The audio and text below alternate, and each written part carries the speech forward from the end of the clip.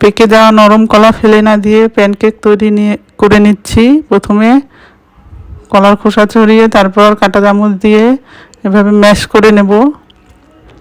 এরপর আটা দিয়ে দেব। আমি মোট 3 চা চামচ আটা দিয়েছি। আটা দিয়ে ভালোভাবে মিশিয়ে নেব। তারপর একটি প্যানের মধ্যে সামান্য পরিমাণ তেল দিয়ে দেব।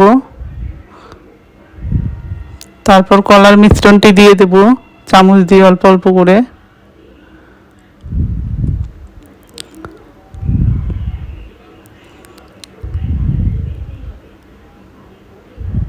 তারপর এক পাশ হয়ে গেলে উল্টিয়ে দেব, অন্য পাশটিও ভেজে নেব ওইভাবে।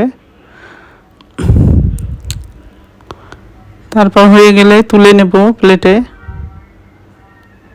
এই প্যানকেকটি বাচ্চারা অনেক পছন্দ করে। তৈরি হয়ে গেল ব্যানানা প্যানকেক।